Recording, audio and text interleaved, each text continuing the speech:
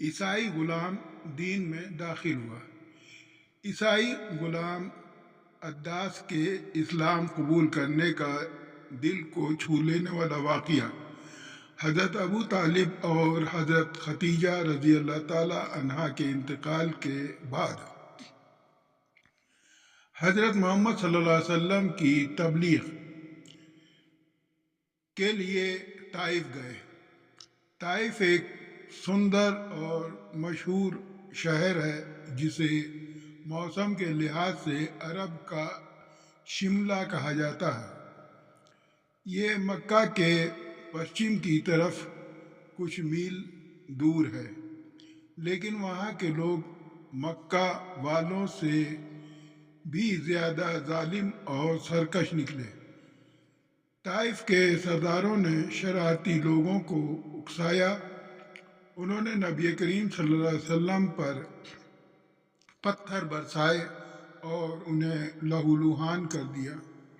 نبی کریم صلی اللہ علیہ وسلم تھک کر اور گھائل ہو حالت میں انگور کے بیلوں کے ساتھ میں بیٹھ گئے۔ مکہ کے ایک بڑے سردار ربیع کی زمین طائف میں تھی۔ اس کے دو بیٹے شیبہ اور عتبہ وہاں موجود تھے۔ انہوں نے نبی کریم صلی اللہ علیہ وسلم کی حالت دیکھی تو انہیں رحم آیا۔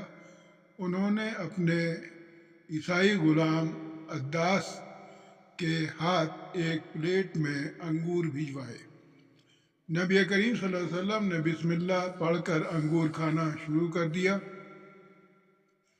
بسم اللہ سن کر عداس حیران رہ گیا۔ اس نے کہا، اے صاحب، اس بستی کے لوگ تو یہ کلمہ نہیں پڑھتے ہیں۔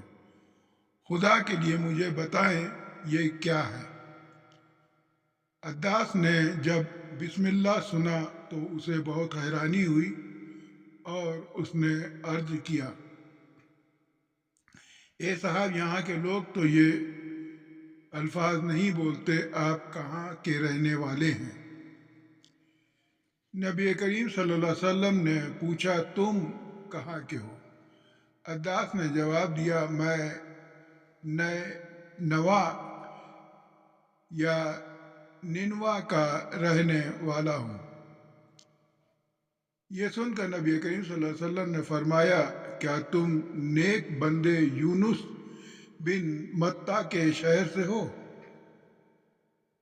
عداس حیران رہ گیا اور بولا، آپ یونس بن متا کو کیسے جانتے ہیں؟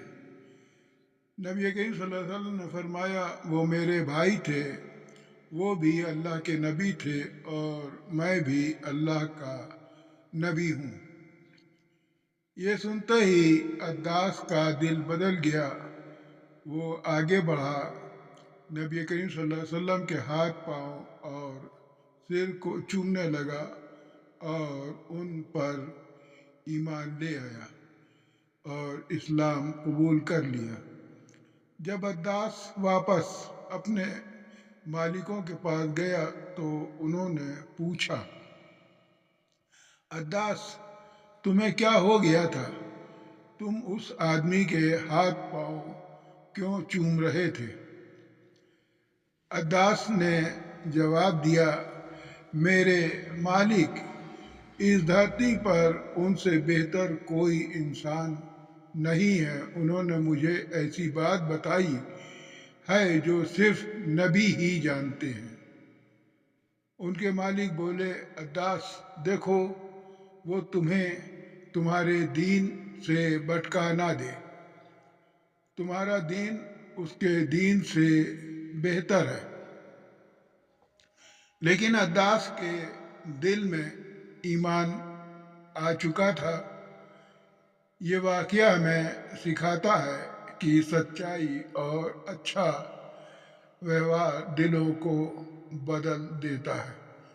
السلام علیکم ورحمۃ اللہ وبرکاتہ۔